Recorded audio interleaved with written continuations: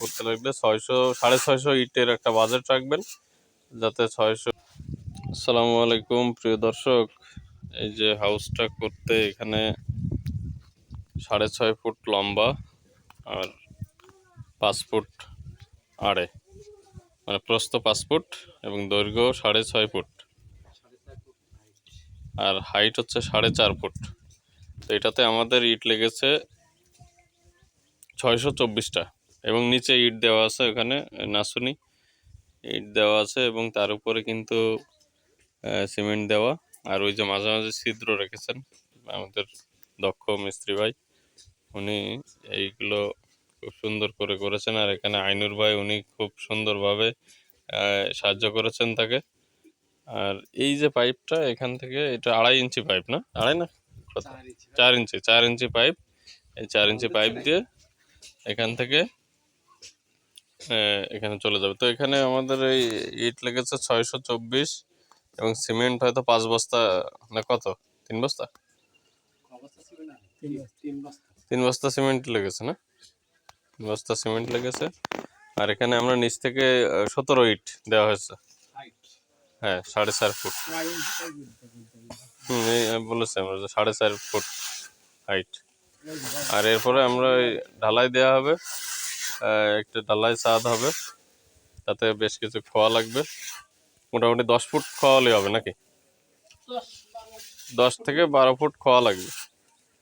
এই তাতে করে আপনারা এরকম তো 24 পিস আমাদের লেগেছে এই ক্ষেত্রে। ধন্যবাদ।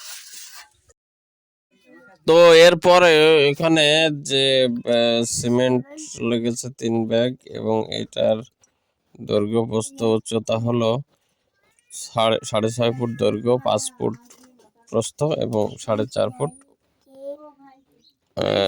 উচ্চতা।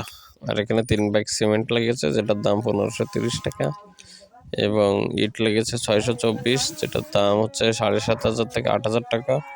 আমাদের এখানে বহন খরচ একটু বেশি। আর এখানে যে লেগেছে যেটা হলো যে। তো আসসালামু আলাইকুম দর্শক, আবারও আপনাদেরকে স্বাগতম করছি। এখানে এই যে দেখুন খোয়া লাগছে, আমার হচ্ছে 12 ঝুড়ি খোয়া লাগবে। তো আমরা নিজেরাই এই খোয়াটা ভাঙছি। এই যে আমার ভাইপো এখানে আছে, সেও ভেঙে দিচ্ছে, আমাদেরকে সাহায্য করছে এবং সাথে আমি নিজেও বসে খোয়া ভাঙছি। সো খোয়াটা আমাদের বাড়ির দিকে যেসব আদলা ইট এইগুলো দিয়ে আমরা কিন্তু ভেঙে নিচ্ছি। তো সেই হিসেবে আমাদের কিন্তু প্রায় 15,000 থেকে 16,000 টাকা খরচ হচ্ছে, কারণ রড আমাদের আগেই ছিল। তো আমাদের সেই হিসেবে খরচ কিছুটা কমে এসেছে। তো এভাবে আপনারা একটা সেপটিক ট্যাঙ্কি বানাতে গেলে এভাবে বানাবেন। আর আমার ডেসক্রিপশন বক্সে আমার নাম্বার দিয়ে দিচ্ছি, কোনো সমস্যা হলে, কোনো পরামর্শ লাগলে আমাকে ফোন করবেন। ধন্যবাদ। আসসালামু আলাইকুম।